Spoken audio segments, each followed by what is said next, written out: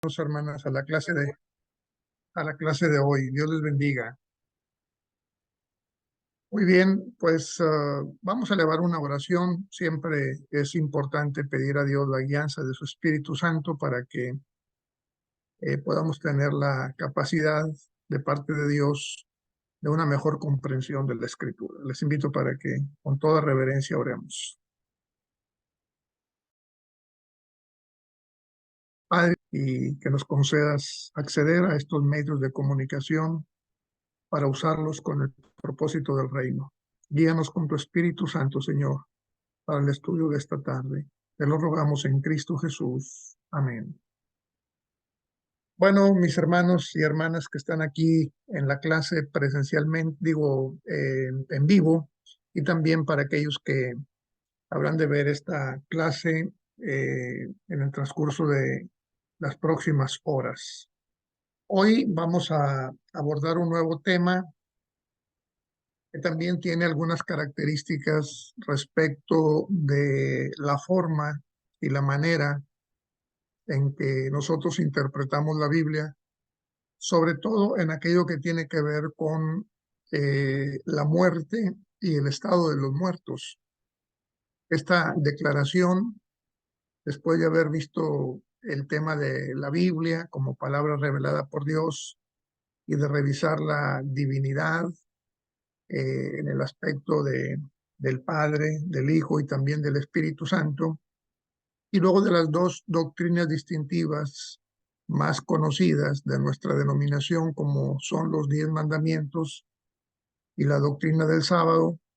Hoy vamos a revisar la manera en que nosotros creemos sobre el ser humano, qué pasó con el ser humano en el huerto del Edén, por qué estamos como estamos, el tema de la caída en pecado, por supuesto también nuestra interpretación acerca del enemigo de nuestras almas, que es Satanás, y por supuesto el pecado y también la muerte como consecuencia del mismo pecado.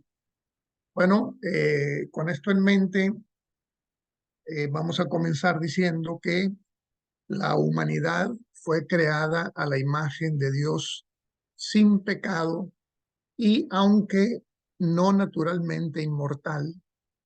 El pecado entró al mundo cuando Adán y Eva cedieron a las tentaciones del adversario de Dios, Satanás, el diablo, capaz de transformarse en ángel de luz para engañar y destruir a la humanidad. Será finalmente destruido en el lago de fuego.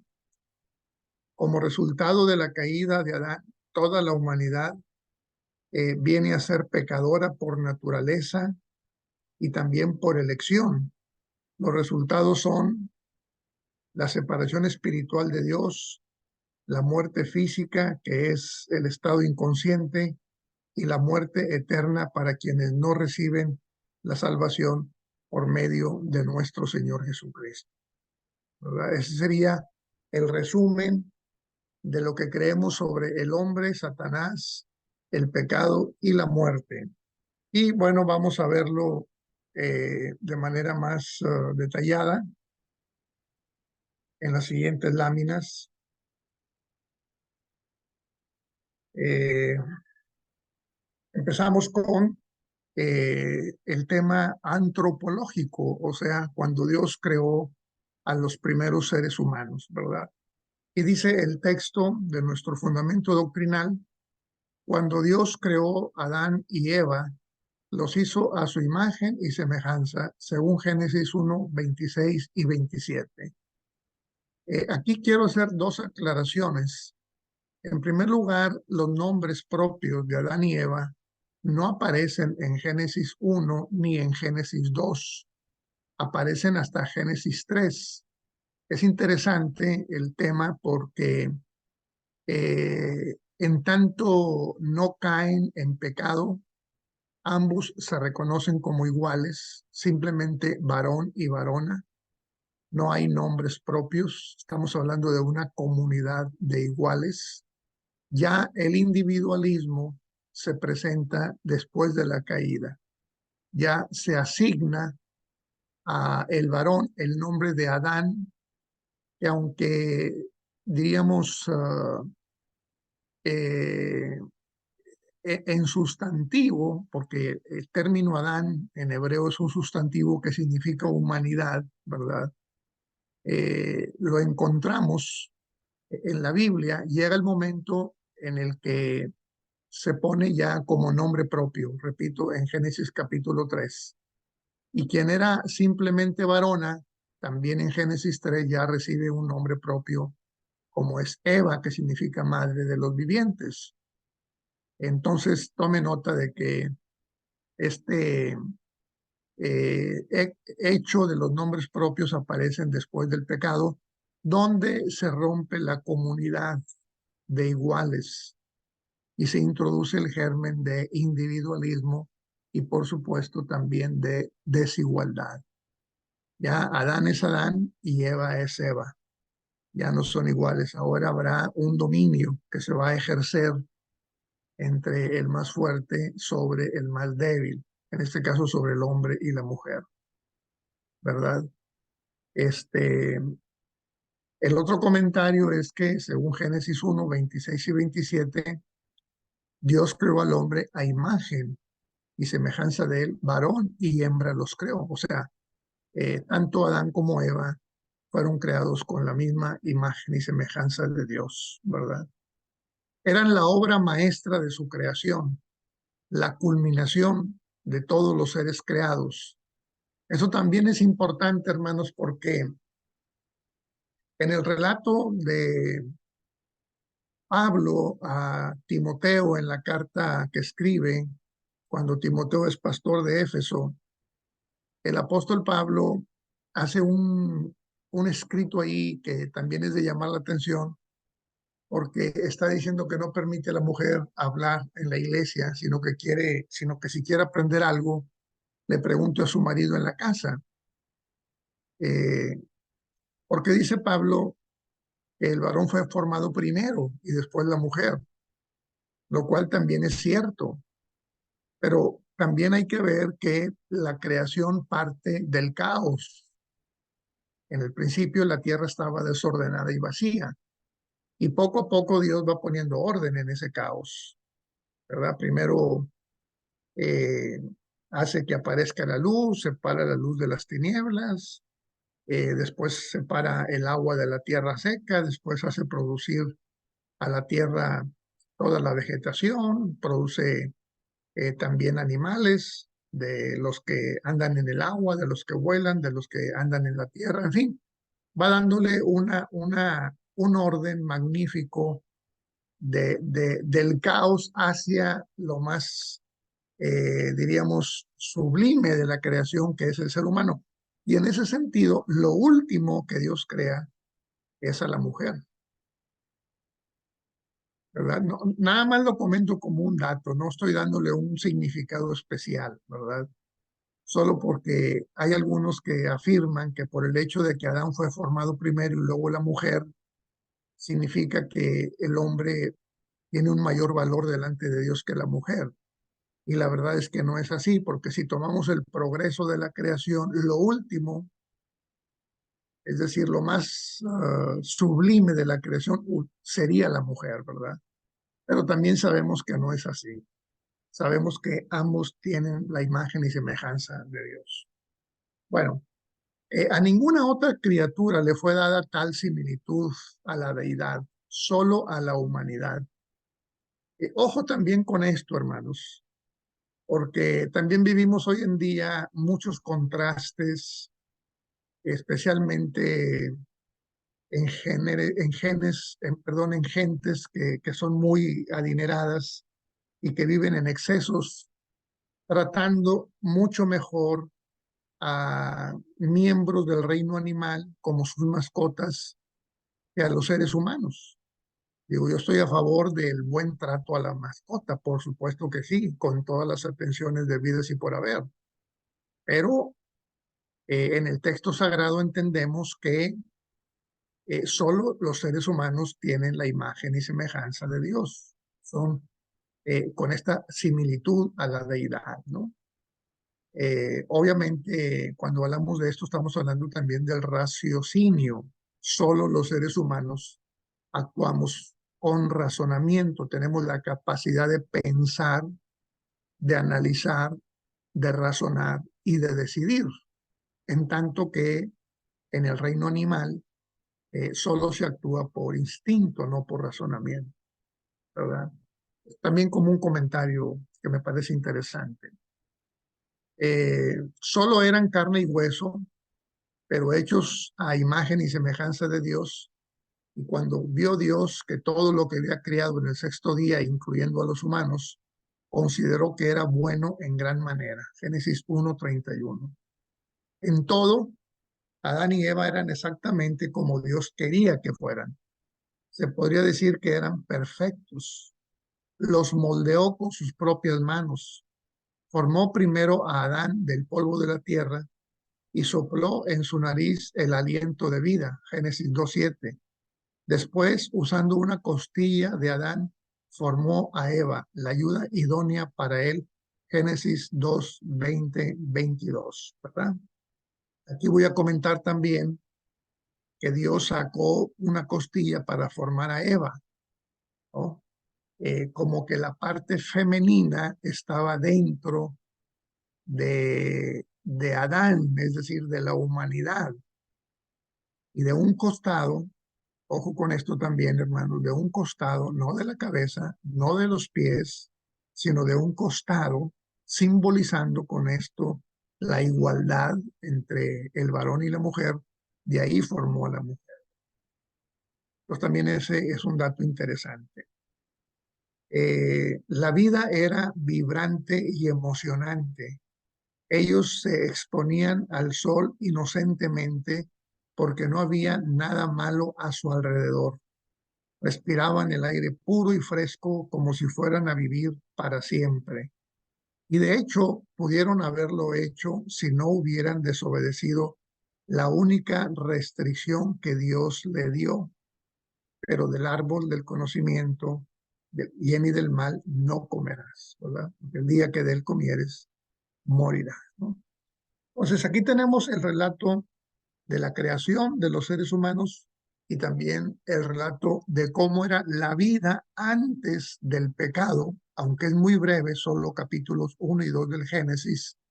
De todas maneras sirve, porque originalmente no había dolor, no había sufrimiento, no había llanto y no había muerte. ¿Por qué? Porque no había pecado. Una vez que el pecado se introduce en Génesis 3, entonces aparecen todas las consecuencias, las tribulaciones, las penas, el dolor, el llanto y por supuesto la muerte, ¿no? Como consecuencia del pecado, no como plan, diríamos, deseado por Dios, ¿no? Muy bien, bueno, avanzamos entonces. Ser hecho a imagen y semejanza de Dios le abre al hombre un potencial increíble en cuanto a sus capacidades y características. Aunque los humanos fuimos hechos de carne y sangre e investidos por el Espíritu, no somos espíritu como Dios. Los hombres son finitos, no infinitos como Dios. Pero lo más importante es que fuimos hechos con la capacidad de comunicarnos con Dios. Ellos originalmente disfrutaron de una comunión con Dios, caminando con Él en el huerto, al aire del día, a la luz del día, según Génesis 3:8. Las responsabilidades del hombre eran mínimas: fructificad y multiplicaos, llenad la tierra y sometedla, Génesis 1:28. Labrar y cuidar el jardín del Edén, Génesis 2:15. Qué ambiente tan feliz con todo lo que era bueno rodeándolos. Todo era sano y bueno. Ni siquiera había maleza para agregar al esfuerzo de labrar y cuidar el jardín. Sin embargo, este paraíso seguramente sería interrumpido. El diablo no dejaría que continuara. Tenía la intención de desafiar la bella creación de Dios, especialmente los humanos. Su meta principal es destruir el trabajo de Dios. No hay nada bueno en él. Se opone y busca destruir todo lo que es bueno. Se nos advierte que debemos de ser sobrios y velar, porque nuestro adversario, el diablo, como león rugiente, anda buscando alrededor a quien devorar, ¿verdad? Y así lo hizo con la primera pareja, ¿no? Entonces aquí aparece ya este enemigo que es llamado el diablo, la serpiente antigua o Satanás. Empleando su táctica predilecta, el engaño, Satanás, en forma de serpiente, logró su fin deseado. La serpiente, siendo astuta más que todos los animales del campo, según Génesis 3:1, engañó a Eva para que comiera del árbol prohibido. Cuando ella vio que el árbol era bueno para comer y que era agradable a los ojos y árbol codiciable para alcanzar sabiduría, tomó de su fruto y comió. Estaba tan impresionada que le dio también de comer a su marido, el cual comió así como ella. Génesis 3:6. Entonces fueron abiertos los ojos de ambos y se dieron cuenta que estaban desnudos. Génesis 3:6. Inmediatamente el aura de inocencia desapareció. La escena se corrompió por tener como el pecado, por haber permitido que el pecado entrara en el mundo por un hombre, y por el pecado la muerte, y la muerte así pasó a todos los hombres por cuanto todos pecaron, dice Romanos 5:12. Y un breve comentario, hermanos y hermanas, para dejar de culpar, diríamos, a Eva y a Adán de todo lo malo que nos pasa, diciendo, ¿verdad? Aunque con verdad, que ellos abrieron la puerta para el pecado y heredaron a la humanidad esta tendencia pecaminosa.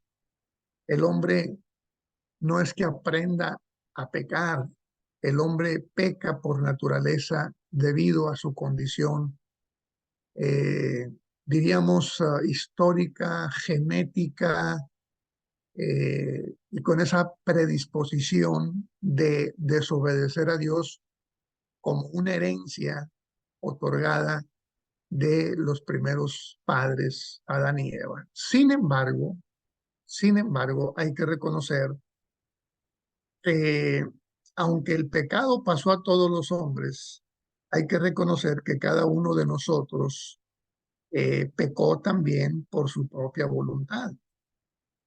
El pecado original, si bien es cierto, fue en Adán y Eva, pero de alguna manera cada ser humano se inicia en este camino pecaminoso también con su propio pecado original. A lo mejor el suyo fue simplemente maldecir a alguien o robar o mentir o un pecado mayor en cuanto a consecuencias se refiere. No sé, lo que sí sabemos es que cada uno de nosotros, llegado el momento, cometió voluntariamente su primer pecado, es decir, su propio pecado original. Así lo hicimos, así lo hacemos todos los seres humanos, ¿verdad?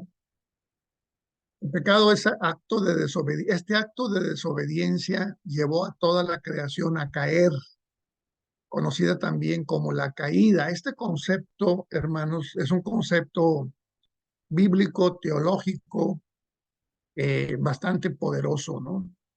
Cuando hablamos de la caída, estamos hablando de un acontecimiento que cambió el rumbo en la historia de la humanidad. Fue la introducción del pecado en la vida de los seres humanos y con él las consecuencias. Por ejemplo, esta vida que vivimos, hermanos, no es la vida que Dios planeó para nosotros. Esta vida fue manchada por la caída. Si no hubieran caído en pecado Adán y Eva, entonces tendríamos una vida diferente. Tan es así, hermanos, que Dios se ha propuesto hacer una nueva creación con nuevas criaturas, cielos nuevos, tierra nueva, donde no habrá más llanto, ni dolor, ni clamor, porque las primeras cosas son pasadas. De hecho, ahora mismo estamos en una nueva creación. De modo que si alguno está en Cristo, nueva criatura es. Ya empezó esta nueva creación. ¿Por qué? Porque la primera creación se echó a perder por causa del pecado. Entonces Dios lo que va a hacer en esta nueva creación es que las cosas sean como eran antes del pecado. Esa es la meta. Esa es la meta. Ese es el plan de salvación. Que las cosas sean como antes de que el pecado apareciera. Pero Dios no aniquiló a nadie. Dios lo hizo como tenía que hacerlo, respetando, diríamos, el pacto original con Adán y Eva. No comas porque el día que comas vas a morir. Murieron y muere la descendencia también. Ahorita lo vamos a ver. Pero Dios no se quedó con los brazos cruzados. Sacó a la luz el plan de salvación para redimir a la humanidad. También el plan de salvación aparece inmediatamente después del pecado. En Génesis 3, la primera buena noticia después del pecado, cuando Dios habla con la mujer y le dice, hay una enemistad entre tu simiente y la simiente de la serpiente. La simiente de la serpiente va a herir a tu simiente en el calcañar, es una herida en el talón. Pero tu simiente, o sea, Cristo, va a herir la simiente de la serpiente en la cabeza, en un golpe mortal de necesidad. Esa escritura de Génesis 3 se conoce como el protoevangelio, es decir, la primera buena noticia, ¿verdad?, que aparece después de la caída. Proto es primera y evangelio significa buena noticia, ¿no? Entonces, es interesante ver cómo Dios, ante la caída del ser humano, aunque le pudo mucho y le dolió mucho, no se quedó contemplando, simplemente sacó a la luz algo que él también, como Dios que era y que sabía que iba a suceder, eh, lo da a conocer, ¿no? Y hace un primer evangelio en Génesis 3, ¿no? El triunfo del bien sobre el mal, vaticinado, anunciado desde Génesis capítulo 3, ¿no? El triunfo del bien sobre el mal, de Cristo sobre el pecado, sobre Satanás y sobre la muerte. Muy bien. Eh, mm, bueno, ya hablamos de este concepto de la caída. Una caída que, aunque mantiene a la humanidad en cautiverio hasta que la salvación que Dios provee sea recibida por medio de la aceptación de Jesús como Salvador. Gálatas 3:22 dice, pero la Escritura lo encerró todo bajo pecado para que la promesa, ¿verdad? Ahorita no alcanzo a ver toda mi página, pero tiene que ver con este texto de Pablo en Gálatas 3:22. No sé si ustedes los puedan ver, a mí me tapa la cintilla negra, pero lo voy a leer aquí en mi Biblia, el texto de Gálatas 3:22, que dice así, hermano. Mas encerró la escritura todo bajo pecado para que la promesa fuese dada a los creyentes por la fe en Jesucristo, ¿no? Bueno, en síntesis, ante la caída eh, en pecado de la humanidad, esta se mantiene cautivando a los seres humanos hasta que conocen el Evangelio de nuestro Dios en la persona de Jesucristo para librarnos ya de manera definitiva de las consecuencias de la caída en pecado, ¿no? Y ya empezó esta acción de Dios que apunta hacia un clímax, ¿no? Ese clímax es el retorno de nuestro Señor Jesucristo para establecer su reino, un reino perfecto sobre la tierra, ¿verdad?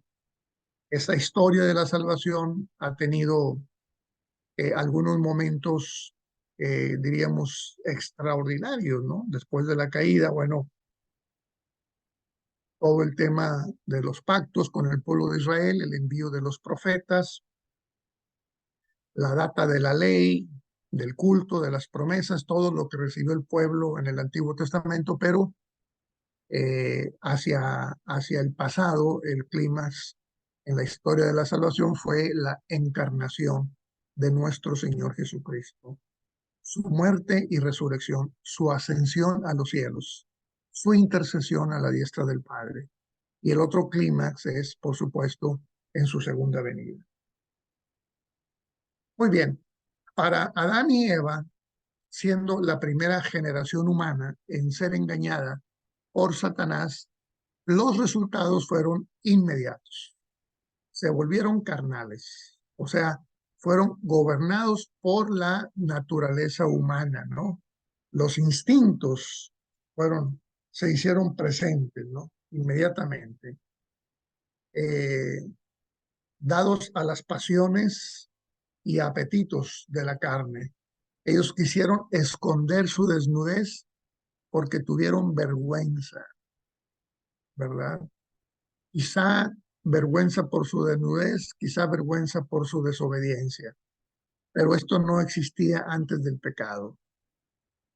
Y vean cómo el pecado empieza a tener consecuencias no solo sobre Adán y Eva, sino sobre el entorno de la creación que ya también queda manchada por el pecado. Porque, ¿qué hacen Adán y Eva cuando se ven desnudos? Como dice aquí, ¿no? Pues se avergüenzan.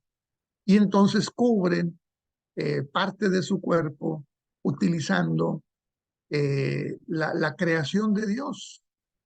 Se dice que la primer tala de árboles es la que sucedió allá cuando Adán y Eva fueron expulsados del jardín del Edén, porque empezaron a cortar hojas de árboles para cubrir sus partes nobles, cosa que antes no tenía necesidad.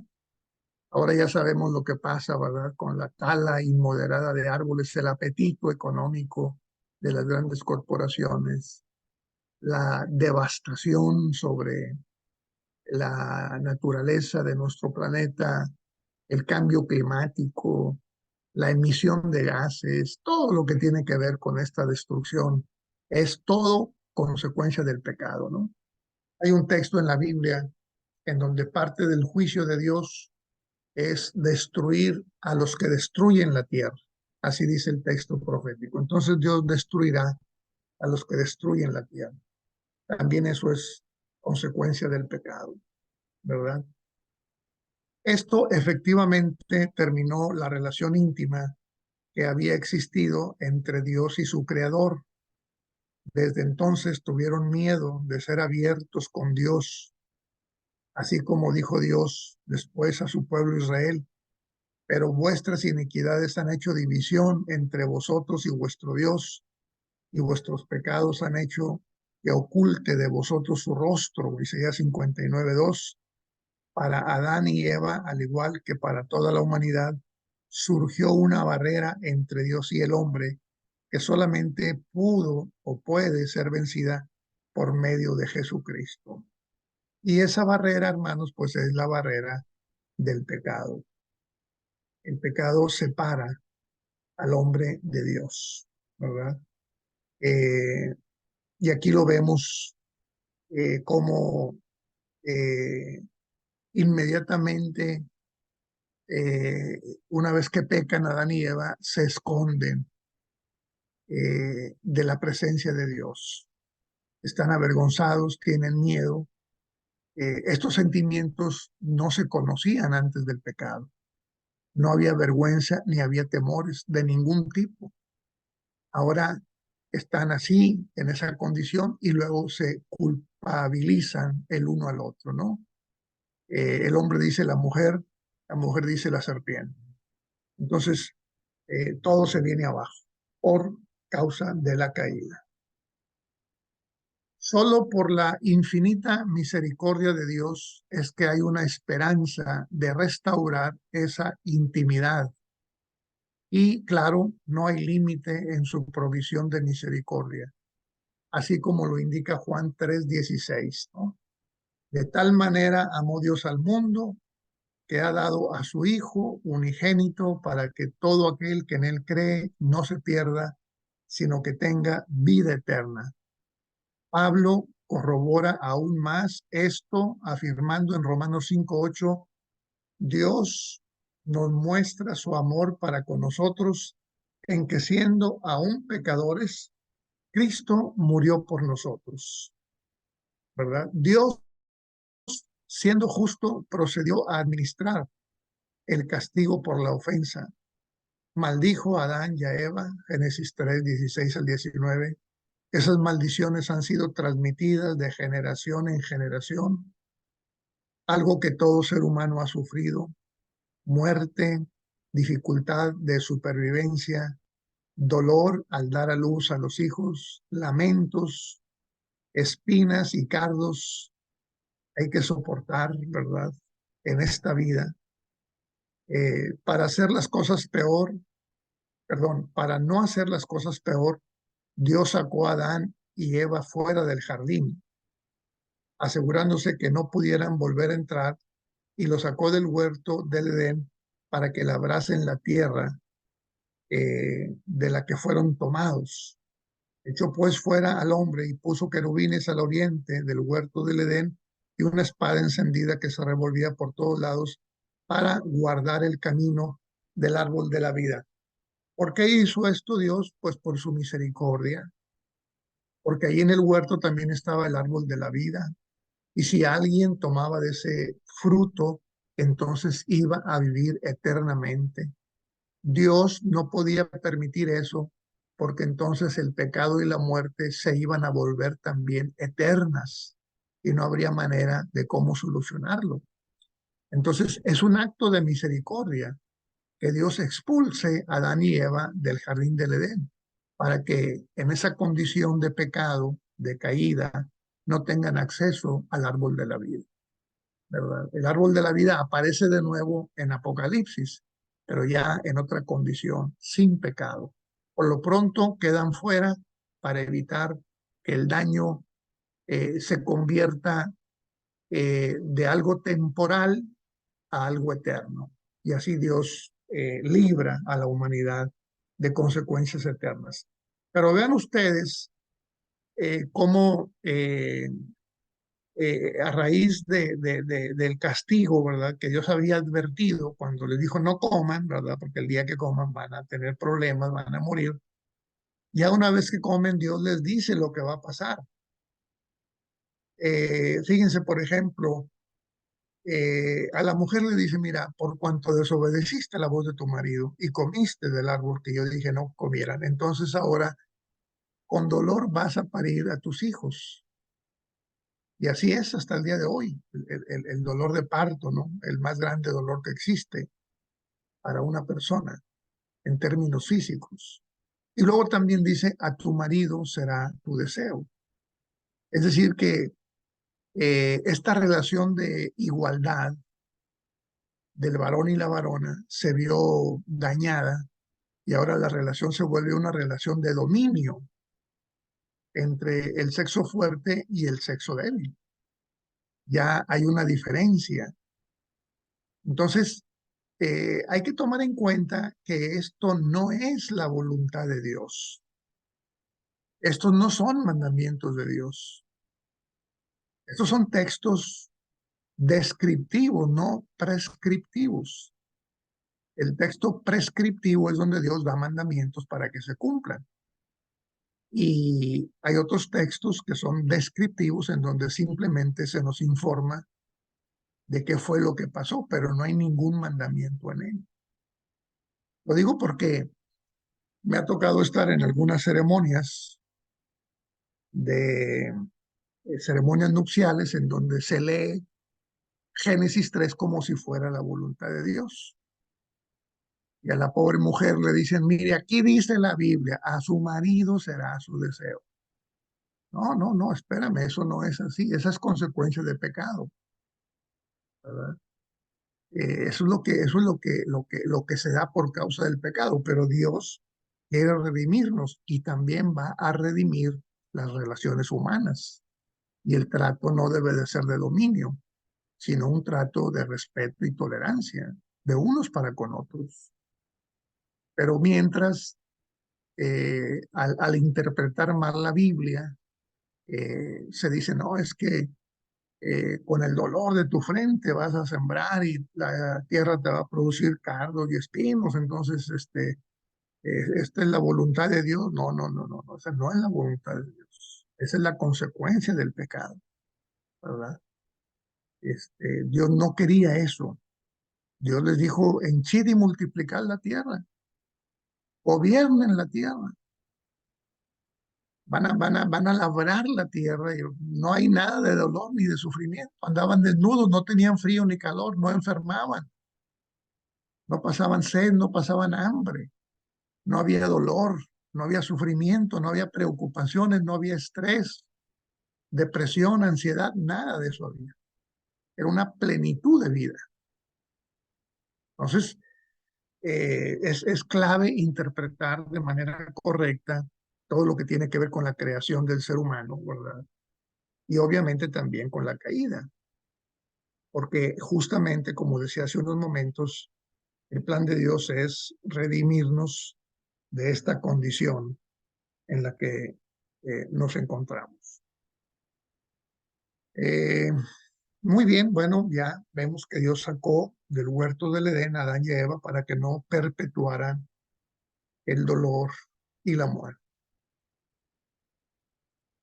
Ahora, la maldición de muerte que Dios pronunció sobre Adán se volvió una realidad para toda la humanidad, porque toda la humanidad pecó, ¿verdad? Según Romanos 5:12.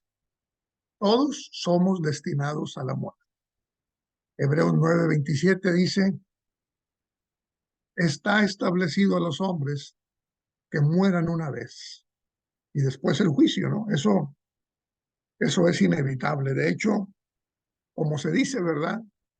Lo único que tiene seguro una persona cuando nace es que va a morir.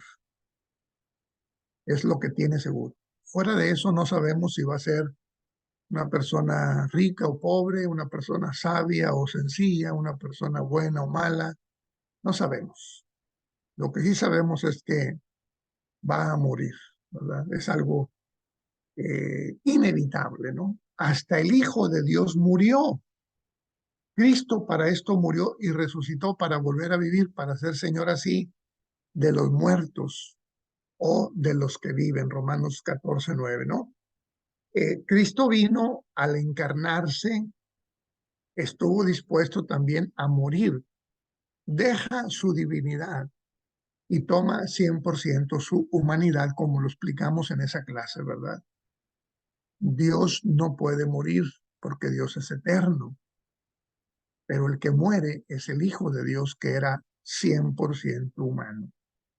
Había sido parte de la deidad, pero se despojó de esa gloria, se despojó de sí mismo, dejó su divinidad 100% y tomó 100% su humanidad y como humano muere, ¿verdad? ¿Para qué? Pues para pagar por el pecado de todos nosotros, ¿verdad? Entonces, eh,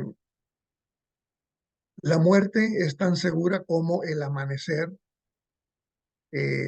En el jardín, Satanás le dijo a Eva, no moriréis, ¿verdad? Ahí está la mentira, el engaño, ¿verdad? Pero Dios había dicho del árbol del conocimiento del bien y del mal no comeréis, porque el día que de él comas, ciertamente morirás.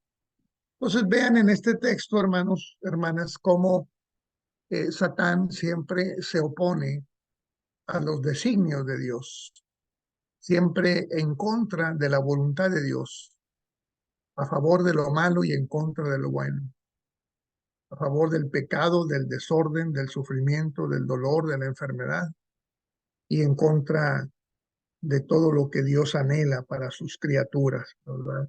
Lamentablemente son millones de personas las que siguen el camino del mal, ¿verdad? Muy bien, eh, como parte de la maldición para Adán, Dios dijo, pues polvo eres y al polvo volverás. Esto lo confirma. La muerte es segura. Primero, la muerte física es heredada por el pecado de Adán, pero también es el resultado del pecado personal. Lo que yo decía hace unos momentos, ¿no? Cada quien tiene su propia culpa, su propio pecado, ¿verdad? No es Adán el único responsable. Individualmente, cada uno de nosotros es responsable por lo que hace, ¿verdad? Nadie nos obligó a pecar. Yo siempre he creído que si cualquiera de nosotros hubiera estado en el lugar de Adán y Eva, seguramente hubiera hecho lo mismo. Pero bueno, es una pregunta hipotética nada más. En fin, esto confirma que la muerte es segura. Primero, la muerte física es heredada por el pecado de Adán, pero también es el resultado del pecado personal de cada uno de nosotros. Romanos 5:12 dice, el pecado entró en el mundo por un hombre y por el pecado la muerte, y la muerte así pasó a todos los hombres, pues todos pecaron. Romanos 3:23 agrega, por cuanto todos pecaron y están destituidos de la gloria de Dios. El pecado de Adán, el mío y el suyo son tomados en cuenta para la muerte. Entonces estamos hablando, hermanos, aquí en este punto de fe, eh, todo el tema antropológico desde el punto de vista bíblico, cómo fue formado el hombre, la mujer, cómo tenía la imagen y semejanza de Dios, cómo Dios les dio nada más un mandamiento, mismo que desobedecieron, y también cómo aparece Satán para hacer tropezar, para hacer caer a Adán y a Eva, y así sucede. Y luego eh, viene esta condición pecaminosa del pecado y como consecuencia la muerte, ¿verdad? Estamos hablando de estos temas que son importantes para conocerlos. Muy bien, pero vendrá el tiempo en que la muerte ya no será. Aquí está el Evangelio. Un tiempo cuando el pecado se vaya para siempre. ¿Cuándo? Cuando esto corruptible se haya vestido de incorrupción y esto mortal se haya vestido de inmortalidad, entonces se cumplirá la palabra que está escrita. Sorbida es la muerte con victoria. 1 Corintios 15:54. ¿Dónde está, oh muerte, tu hijo? ¿Dónde, oh sepulcro, tu victoria? Porque vencida es la muerte con victoria, dice 1 Corintios 15. Esto ocurrirá para los redimidos, cuando Jesús regrese y juntos sean llamados de sus sepulcros. La mortalidad será reemplazada por inmortalidad, ¿no? Esto es lo que creemos también nosotros, hermanos, respecto a el destino final de los seres humanos, ¿no? La salvación plena, la transformación plena o bien la condenación y muerte, ¿no? Morir es dejar de vivir, dejar de ser consciente, dejar de pensar, hablar y moverse. Pero los muertos nada saben, dice Eclesiastés 9:5. Eh, dicen que en el sepulcro no hay más ciencia, ni odio, ni amor, ni más industria, porque todas estas cosas han pasado, ¿no? La muerte es la muerte de todo, hermanos. No nada más del cuerpo, también del alma. Nosotros no creemos en la inmortalidad del alma. No creemos que el alma se sale del cuerpo y se va para arriba a un lugar allá, quién sabe en dónde. La doctrina católica del purgatorio y del limbo ya están obsoletas. Ya la misma iglesia que las promovió ha reconocido que tales lugares no existen. No hay en la Biblia un limbo ni hay un purgatorio. No hay un limbo para que se vayan los niños cuando mueren, o un purgatorio donde las personas puedan purgar, es decir, pagar por sus propios pecados. No, ya la purgación de nuestros pecados la hizo Cristo. No hay en la Biblia un purgatorio ni un limbo, lugares que se manejaron durante siglos, ¿verdad? Pero que no hay fundamento bíblico y que en años pasados se ha hecho ese reconocimiento, ¿verdad? Por parte de la Iglesia Católica. Entonces, ¿qué hay para una persona que se muere? Bueno, cuando la persona fallece, lo que sucede es que Dios recoge el hálito de vida, el aliento, ese soplo de Dios que puso en el primer hombre cuando fue formado desde el polvo de la tierra. Si usted se fija, Dios formó al hombre del polvo de la tierra, según Génesis 2, verso 7, y una vez formado completo, con cerebro y todo, el hombre estaba como una estatua de barro. No cobró conciencia hasta que Dios sopló en él el hálito de vida, ¿no? Cuando Dios sopla sobre él, el ser humano de polvo, entonces él se vuelve en un ánima viviente, ¿no? En un ser vivo. Cuando una persona fallece, es precisamente cuando Dios recoge ese espíritu que vuelve a Dios. Es parte del aliento de Dios. Es, diríamos yo en mis propias palabras, la chispa de la vida, ¿no? Pero lo demás, los sentimientos, todo lo que tiene que ver con lo psicológico, con la mente y con el cuerpo, todo queda en el sepulcro, ¿va? No hay a dónde más ir. Somos polvo y al polvo tornaremos. Entonces, esta mortalidad va a ser reemplazada por inmortalidad cuando Cristo venga, ¿no? Ya vimos que los muertos nada saben. Cuando algún mortal muere, pues es que sale su aliento, ¿verdad? Y al salir el aliento ya no tiene, diríamos, energía, ¿verdad? Ya la mente se atrofia, las células se mueren, los tejidos se mueren, todo se convierte en polvo, ¿verdad? Simplemente así, ¿verdad? En ese mismo día perecen también sus pensamientos. En las escrituras comúnmente se refiere a la muerte como dormir, especialmente para los creyentes, ¿verdad? Eh, y un día la muerte misma será destruida, según Apocalipsis, capítulo 20, me parece. No alcanzo a ver aquí mi lámina, pero creo que es el capítulo 20. Igual lo vemos más adelante. Entonces, hablamos del ser humano, hablamos de Satanás, hablamos del pecado y hablamos ahorita de la muerte, ¿no? Cómo es algo seguro para toda la humanidad, es algo inevitable, pero no es lo último, ¿verdad? Hay esperanza aún después de la muerte.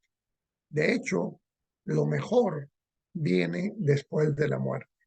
Con la muerte ponemos punto final a esta condición de la caída y entonces aguardamos en el sepulcro de donde vamos a despertar para heredar el reino de Dios ya con una naturaleza completamente diferente a la que tenemos por ahora, ¿no?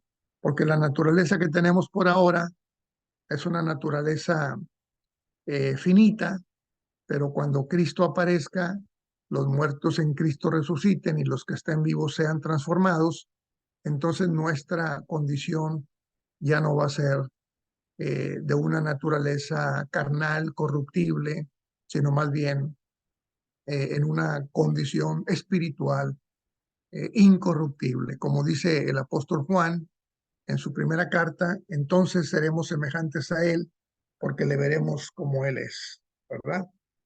Muy bien. Bueno, déjenme presentar la siguiente lámina. Eh, También hay muerte espiritual. ¿Qué es la muerte espiritual? Bueno, es la ausencia de una vida espiritual.